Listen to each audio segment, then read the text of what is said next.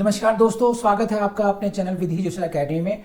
These classes are very very important for your prelims and very very important for your mains. और हम कर रहे हैं Indian contract act and let's start the new topic, that is what revocation.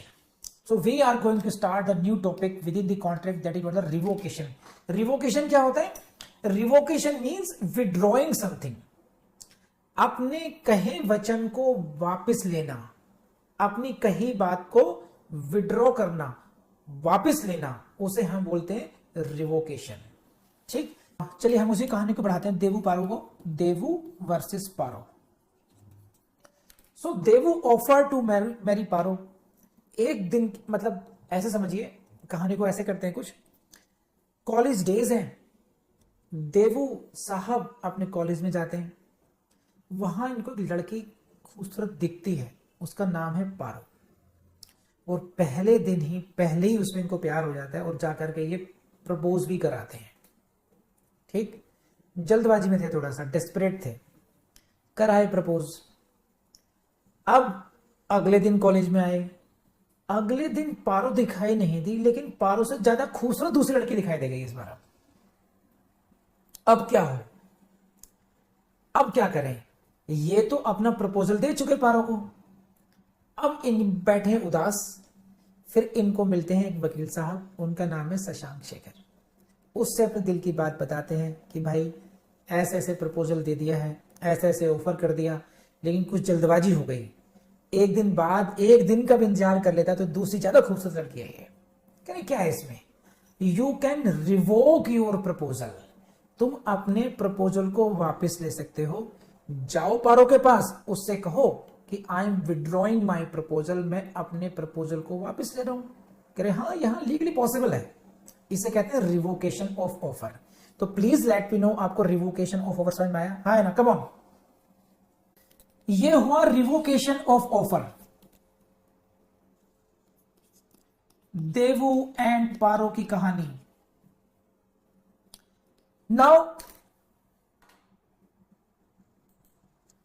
अब कहानी को twist करते हैं थोड़ा सा.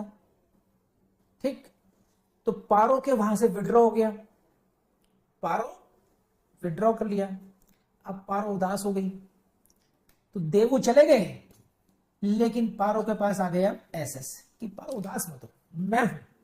सही. तो now there is a proposal of from this side. Paro ने कहा कि देखो, जो बात कहनी है रिटन फॉर्मेट में कहो, बाय पोस्ट कहोगे. देवू से झटका खा चुकी हूं, ये ओरल ऑफर एक्सेप्टेंस मुझे समझ में नहीं आती है.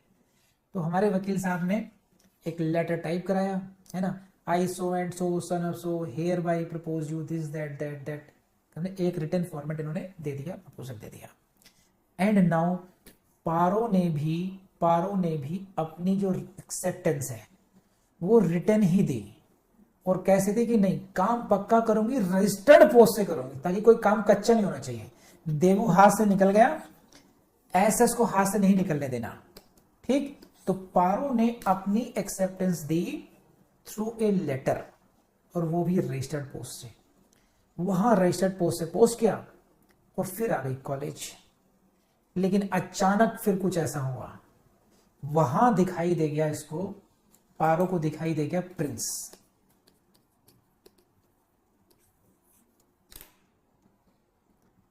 Now Paro thinks Prince is a better option than SS. Shashank Shekhar से ज्यादा बेटर है प्रिंस का ऑप्शन. ये क्या कर डाला, और वो भी रिटर्न में दे डाली तूने. उफ. तो उनको मिली, पारो को मिल गई एक वकील साहिबा, निवेदिता मैडम. निवेदिता मैडम ने कहा ना ना ना, चिंता मत कर, अभी भी तेरे पास ऑप्शन है. तूने कैसे भेजी एक्सेप्टेंस? Through registered post. तो you have sent acceptance through registered post. You can also take back your acceptance by a more speedier manner. You should send a telegram of withdrawing the acceptance, कि मैंने acceptance भेज दी है, but I am withdrawing that acceptance. You can also withdraw your acceptance.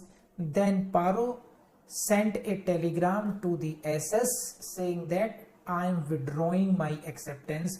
और इसे कहते हैं revocation of acceptance. So there may be revocation of offer and there may be revocation of acceptance as well.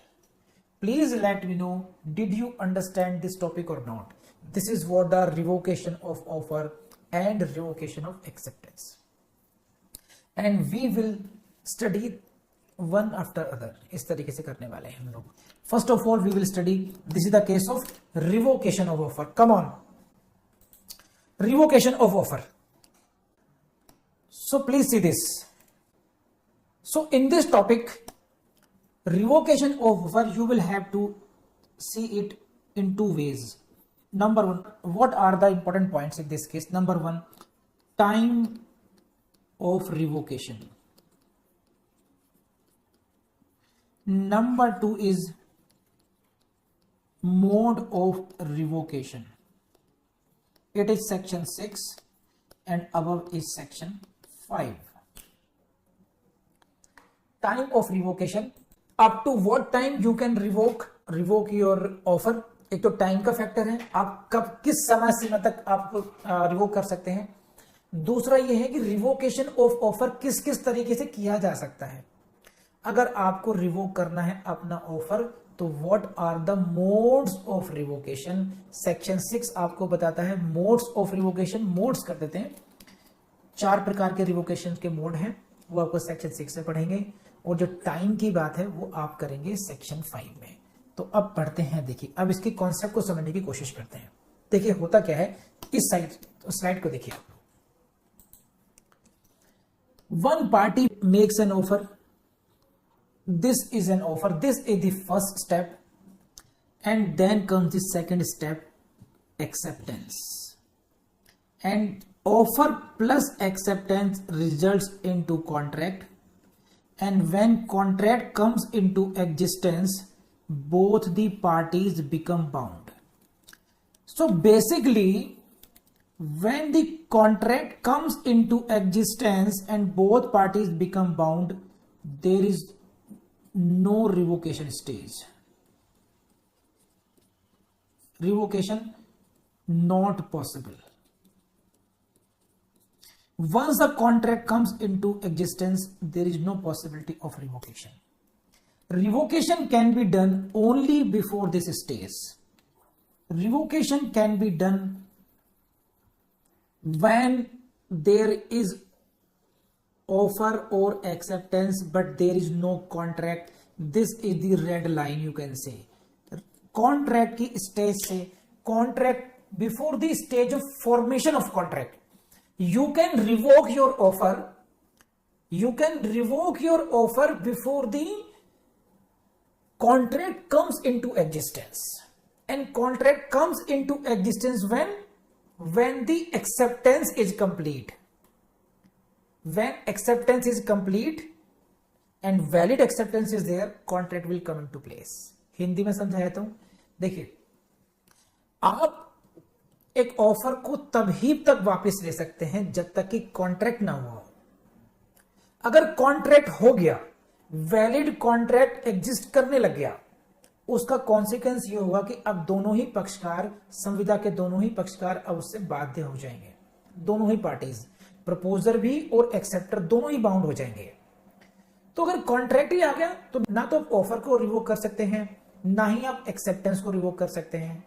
आपको अगर offer को revoke करना है तो एक्सेप्टेंस के पहले ही पहले करना पड़ेगा. अगर आपको एक्सेप्टेंस को रिवोक करना है तो आपको एक्सेप्टेंस इससे पहले कि ऑफर तक पहुंचे उससे पहले ही एक्सेप्टेंस को रिवोक करना पड़ेगा. तो ये है टाइम का कंस्ट्रेंट. सेक्शन 5 को हम लोग पढ़ेंगे अभी, लेकिन जो मैंने अभी आपको समझाई बातें वो आपको बात समझ में आपकी आई या नहीं आई, ये कॉन्सेप्ट समझ में आया नहीं आया, क्योंकि रटने से अच्छा पहले समझ लें अच्छे तरीके से, क्योंकि यहाँ पर एक टाइम लिमिट देखनी है आप लोगों ने कि कौन सा समय का वो बिंदु है जो आपका अंतिम बिंदु कहलाएगा. उसके बाद में रिवोकेशन पॉसिबल नहीं होगा, रिवोकेशन उससे पहले ही पहले होगा बस वो. Come on everyone, please go to section 5.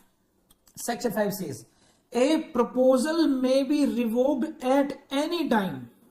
Please see the word. A proposal may be revoked at any time.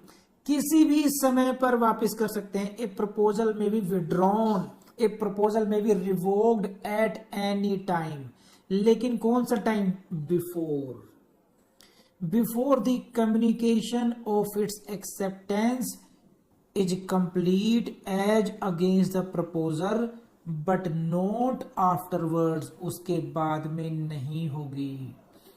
तो एट किसी भी समय कर सकते हैं। कब कर सकते हैं? Before the communication of acceptance is complete against the proposal but not afterwards. ये समझाते हैं, देखिए आपको क्या है इसका मतलब। सेक्शन 5 ये कहता है, सेक्शन 5 क्या क्या कहना है? Section 5 says if you want to revoke your offer, you can revoke it. No problem in that. You can revoke it at any point of time. खुश? You can revoke it at any point of time. तो महाराज ये कभी भी कर सकते हैं ना बच्चा, उसकी एक समय सीमा तो होगी। There should be a limit of that time. Before that limit, you can accept it at any point of time. ऐसे समझिए। This point indicates, ये जो पॉइंट है ये वाला, this indicates green line making of offer and this is the point of acceptance. So section 5 says you can revoke this offer at any time. बस मैंने तो गैप छोड़ दिया मैंने। Before the acceptance is complete against the proposer. तो आप यहां पर कर सकते हैं, ये टाइम पे कर सकते हैं, इस टाइम पर रिवोक कर सकते हैं, इस टाइम पर रिवोक कर सकते हैं, किसी भी टाइम पर रिवोक कर सकते हैं, लास्ट में यहां तक बस। इसके बाद में रिवोक नहीं कर पाएंगे। जितना खेल खेलना यहां तक खेल लीजिए आप। ये तो उस समय सीमा के बाद नहीं कर पाएंगे। इसके क्या है ये? So before an offer has been accepted an offer can be revoked. This is the line. समझे कि जब तक उसकी एक्सेप्टेंस नहीं हुई है, जब तक ऑफर आपका एक्सेप्ट नहीं हुआ, उससे पहले आप कभी भी रिवोक कर सकते हैं। This is your right. इसे कहते हैं right to revoke the offer. और ये स्टैट्यूटरी राइट है और ये आपको कोर्ट ने इसको वैलिडिटी दी है। No one can take away your right to withdraw your offer before it is accepted. Acceptance से पहले अपने ऑफर को आप किसी भी समय वापस ले सकते हैं, क्योंकि एक बार ऑफर एक्सेप्ट हो गया, इट बिकम्स कॉन्ट्रैक्ट। फिर आप नहीं कर सकते। फिर कॉन्ट्रैक्ट आ गया, बोथ पार्टीज बिकम्स बाउंड। तो ये जो सेक्शन 4 पढ़ा था हम लोगों ने, है ना, सेक्शन 4 पढ़ाई होगा। इतना ही ध्यान रखेंगे आप कि एक्सेप्टेंस के बाद में रिवोकेशन नहीं होगा, रिवोकेशन होगा एक्सेप्टेंस से पहले अगेंस्ट द प्रपोजल। अब एक केस है, इसी में जो कुछ पॉइंट्स हैं, एक तो ऑफर हुआ डायरेक्ट हुआ, ये भी ठीक है, सिंपल ऑफर्स हो गए। कुछ स्पेसिफिक ऑफर्स डिस्कशन करना है, जैसे बहुत अच्छा हुआ है एक रेजिग्नेशन का कैसे, है ना। रेजिग्नेशन का ममता मैडम है। ममता मैडम एक टीचर है स्कूल में, ठीक। इनका झगड़ा हो गया प्रिंसिपल के साथ। प्रिंसिपल ने किसी बात को सुना दिया होगा, ममता मैडम को गुस्सा आ गया कि I will resign it. Mamta madam आज ही नौकरी छोड़ूंगी मैं। इनके हस्बैंड कुछ समझदार हैं, समझदार का मतलब थोड़ा कूल माइंड के हैं। वो समझ गए कि ना अभी ममता मैडम को थोड़ा गुस्सा आया हुआ है और उसको भी शांत करना है, नौकरी बचानी है। लेकिन ममता मैडम से डायरेक्टली ये नहीं कहा जा सकता कि तुम नौकरी मत छोड़ो, क्योंकि जैसे ही पतिदेव ने ये कहा नौकरी मत छोड़ो, तुम तो चाहते ही हो मैं घर पे कमा के लाती रहूं, बस तुम्हें तो कमाई से मतलब है, मेरे सर में का मतलब ही नहीं है कोई। तो ये सब सुनने को ना मिल जाए, पतिदेव ने एक ट्रिक निकाली और क्या बोले पत्नी से, यानी कि ममता जी से, हाँ यू शुड रिजाइन, लिखो लेटर। अब इन्होंने क्या कहा, इमीडिएटली वर्ड को खा गए कि I am so and so have been serving in your school since last 5 years 10 years but I feel I am not well respected and I would like to resign from this post. First of kindly accept my resignation, kindly give consideration, line change कर दी, kindly give consideration to my resignation, I shall be highly obliged if you accept my resignation. कृपया करके मेरे resignation को accept करें, okay. और यदि आप मेरे रेजिग्नेशन को एक्सेप्ट करते हैं तो आपकी अति कृपा होगी। इन्होंने ये नहीं कहा कि I hereby immediately resign from my post, मैं अपनी पोस्ट से अभी रेजिग्नेशन देती हूं। इमीडिएट इफेक्ट से नहीं कर रही हैं। अब क्या क्या हो गया, ये हो गया प्रोस्पेक्टिव रेजिग्नेशन। कंडीशनल हो गया कि प्रिंसिपल एक्सेप्ट करेगी तो रेजिग्नेशन एक्सेप्ट होगा, नहीं तो नहीं होगा। इमीडिएट इफेक्ट तो खत्म हो गया इसमें भी। मेरी कहानी समझ में आई नहीं आई? कम ऑन हरी अप, जल्दी बताइए। अब कहानी बढ़िए समझिए आगे को। ममता जी ने वो लेटर पोस्ट कर दिया रेजिग्नेशन का। अब रात गई, दिन निकला तो गुस्सा ठंडा हुआ। अब इनको समझ में आ रहा है कि मैंने क्या कर डाला। अच्छी हाथ में आई अवाई नौकरी को गुस्से में धो डाला, मुझे रेजिग्नेशन वापस चाहिए। अब इन्होंने अगले दिन फिर एक लेटर लिखा कि I am taking back my resignation. अब वो लेटर ही पहुंच गया। अब मैनेजमेंट कमेटी के पास दोनों लेटर पहुंच गए। प्रिंसिपल भी गुस्से में बैठी हुई है, अच्छा इनके बहुत नखरे हैं। असिस्टेंट ने कहा कि मैडम दूसरा लेटर आया, रेजिग्नेशन वापस ले लिया। ऐसे कैसे वापस ले लेंगी, हम तो इन्होंने जो रेजिग्नेशन दिया है उसको एक्सेप्ट करेंगे। अब रेजिग्नेशन इज एक्सेप्टेड। समझे आप बात? अब बात पहुंच गई कोर्ट में। ममता मैडम ने कहा कि जो मैंने रेजिग्नेशन भेजा था, I sent my resignation, that was a prospective resignation, that was in a kind of offer which was to be accepted by the principal, but before my offer was accepted, मेरे offer के acceptance से पहले मैंने दूसरा letter भेजा था, and that was the revocation of my offer. Once I revoke my offer of resignation, there was nothing which could be accepted. ऐसा कुछ था ही नहीं जिसको एक्सेप्ट किया जा सकता था। Therefore, principal was not in a position to accept my resignation. My resignation was in the form of prospective resignation. You got it? और प्रिंसिपल रह गई देखते हुए। तो अब मुझे बताइए, ये कहानी आपको समझ में आई? कुछ केस का समझ में आया, कुछ लॉ समझ में आया? मैंने क्या कहा कि इस केस में, इस कहानी के माध्यम से मैंने आपको यह बताया कि ऑफर आप तब तक एक्सेप्ट कर सकते हैं, रिवोक कर सकते हैं, जब तक कि उसकी एक्सेप्टेंस ना हुई हो। यहां पर एक लेटर था ऑफर का, और उसके वो इससे पहले कि वो एक्सेप्ट होता, उसके तुरंत बाद इन्होंने रिवोकेशन का लेटर भेज दिया। क्योंकि एक्सेप्टेंस से पहले ही उनको रिवोकेशन का लेटर मिल गया, तो देयर बाई इनका जो अर्लियर ऑफर था दैट स्टैंड्स रिवोक्ड नाउ, और फिर there was no valid acceptance because there was no offer was not subsisting at that time. Come on everyone. So we are going to discuss withdrawal of resignation, union of India versus Gopal Chandra. Prospective resignation. Prospective resignation is an offer to quit a post and can be withdrawn before the offer is accepted by a competent authority. Case का नाम union of India UOI versus JC Gopal Chandra लिखा हुआ है notes में। बता देता हूं आपको, union of India versus Gopal Chandra के केस में क्या कहा गया, जिसकी बात मैंने की आपसे। प्रोस्पेक्टिव रेजिग्नेशन, भविष्य लक्ष्य, means the resignation which is not with immediate effect.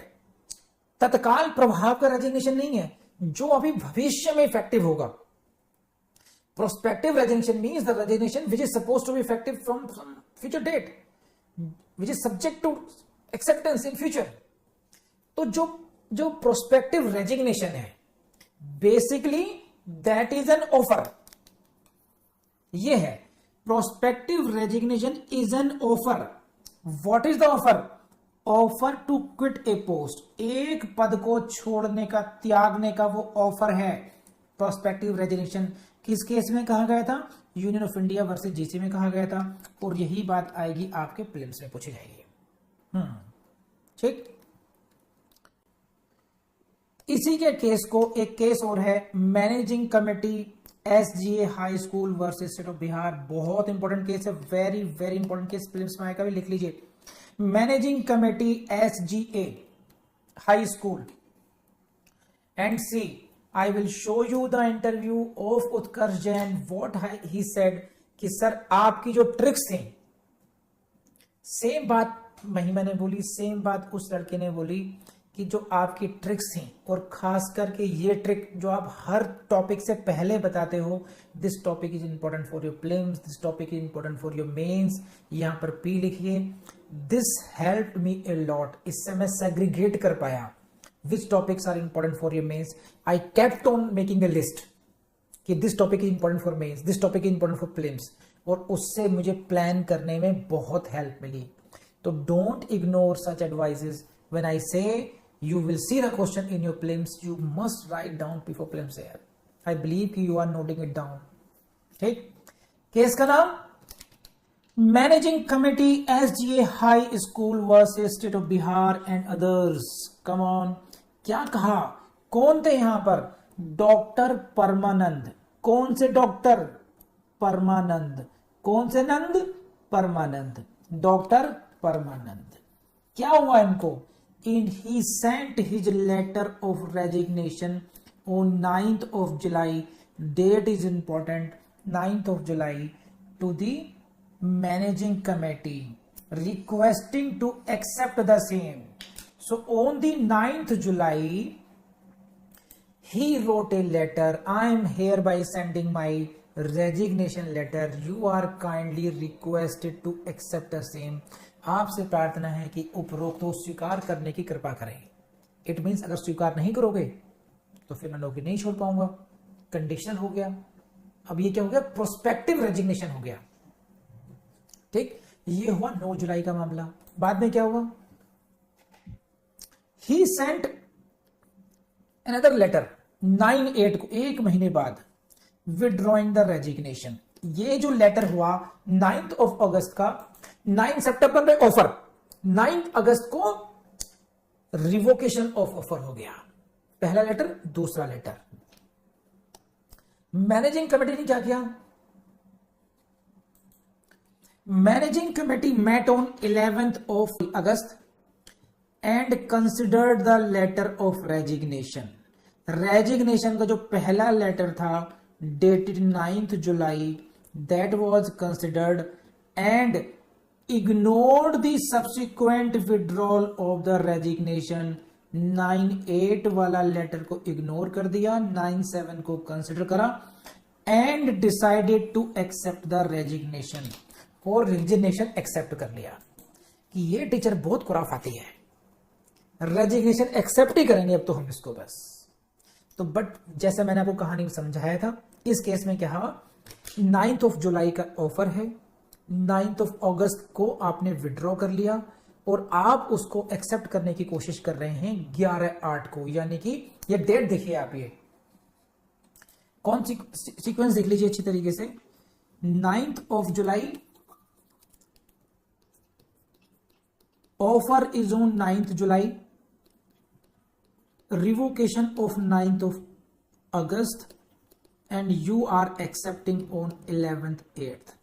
So how can you accept an offer which was revoked before this acceptance 9th of August? आप 11 अगस्त को जब रिवोक कर रहे हैं, there was nothing to accept it actually. So I believe आपको समझ में आई होगी बात ये। यही था section 5, please see the section 5। Section 5 में यही कहा था आपको। कम ऑन, अब मुझे लगता है अच्छी तरह समझ में आया होगा आपको। सेक्शन 5, एक proposal may be revoked at any time before the communication of its acceptance is complete as against the proposer but not afterwards. Proposal was made on 9th of July, got it, and it was revoked at any time, मतलब 9 अगस्त को, and acceptance complete करने की कोशिश की गई थी 11/8 को। तो this was not possible, any time का मतलब 9th of August को हो गया था। यहां पर ये हमारा केस था, मैनेजिंग कमेटी वाला केस जो था। ये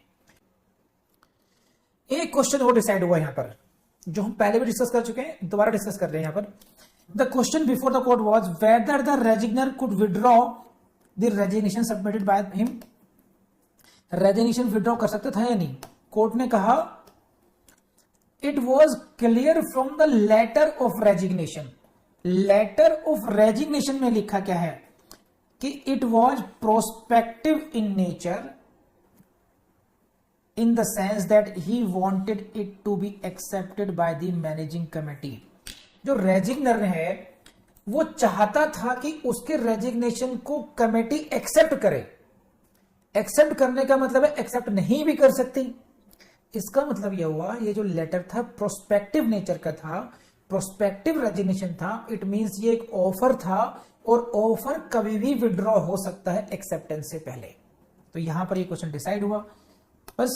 तो लॉ यही है, he was free to withdraw the same, he was free to withdraw his offer before it became effective by the acceptance. Acceptance से पहले पहले अपने ऑफर को वो कभी विड्रॉ कर सकते थे। बस इसी तरीके से आता है विड्रॉल ऑफ बिड्स का। बिड्स का प्लीज ध्यान दीजिएगा। विड्रॉल ऑफ बिड्स, अभी हमने रेजिग्नेशन पढ़ा, एक नेक्स्ट सब टॉपिक है बिड्स, मतलब बोली लगाना। In case of sale by auction, जब बोली लगा करके सेल होती है ऑक्शन के द्वारा, the bids made by the auction are offers. समझे? मान लीजिए जो देवू हैं बन गए हैं जज, तमाम लड़की वाले आ गए हैं, अब लग रही है बोली 10 लाख दहेज, हम 20 लाख, 30 लाख, 40 लाख, 1 करोड़। बिड्स, ये बिड्स है। बिड्स क्या है? These are the offers. ठीक है, ध्यान रखना। तो ये तो खैर मैंने मजाक के तरीके से समझाया, हालांकि कुछ लोगों की बोली लगती भी है, लोग जब दहेज लेते हैं तो, है ना, वो जो ज्यादा बोली लगाता है उस तरफ टिल्ट हो जाते हैं। लेकिन हम बात करते हैं टॉपिक की, अगर कहीं पर कोई नीलामी हो रही है और उसके लिए बोली लगाई जा रही है, मान लीजिए टीवी है या कोई मकान है। एक फिल्म आई थी ओम जय जगदीश, उसमें मकान की बोली लगाई गई थी 10 लाख, 15 लाख, 20 लाख। तो ये जो बिड्स हैं, these bids are in the form of law. हम लॉ में इनको बोलते हैं ऑफर्स। ठीक है, तो जो हाईएस्ट बिड होगी, हाईएस्ट बिड जो होगी that can be accepted by the acceptor. उस हालांकि बाउंड नहीं है, उसका मन करेगा तो वो हाईएस्ट बिड को एक्सेप्ट कर सकता है। ये है नियम। तो यहां पर क्वेश्चन ये है कि अगर किसी व्यक्ति ने हाईएस्ट बिड लगाई हो तो क्या वो भी अपनी बिड को वापस ले सकता है? नहीं ले सकता। लगा तो दी, सबसे ऊंची बोली लगा दी, अब मन घबरा रहा है कि गलत कर दिया, तो can you withdraw your highest bid और not? Because it is in the nature of the offer. उसका लीगली जो उसकी नेचर है बिड की, that is in the form of offer. And what is the law? Offer can be withdrawn at any time, offer can be revoked at any time before it is accepted. Acceptance से पहले पहले offer को revoke किया जा सकता है। Any bidder may retract means revoke his bid and until such announcement is made। announcement का मतलब फाइनल। फॉल ऑफ हैमर, देखिए जैसे ही इसमें क्या होगा इसका समझिए। मान लीजिए बैठे हैं 10 लड़की वाले और देवू को बैठा दिया स्टेज पर। हाँ साहब, हमारा देवू बैठा है, ये उसी के साथ शादी करेगा जो घोषित रूप से सबसे ज्यादा दहेज देगा। अब लोग लग गए बोली लगाने के लिए, 1 लाख, 2 लाख, 5 लाख, 20 लाख, 50 लाख। बोली बढ़ते बढ़ते 1 करोड़ तक पहुंच गई। ये हुई हाईएस्ट बिड। 1 करोड़ 1, 1 करोड़ 2, 1 करोड़ 2.5। अब 3 बोलने पर वो प्रोसेस कंप्लीट हो जाएगा, या कई बार कस्टमर रूप से हैमर से मारते हैं कि भैया दिस इज फाइनल। अब जिसने 1 करोड़ लगाया मैंने ढंग से देखा यार 1 करोड़ की वक्त है नहीं, जोश में बोल गया।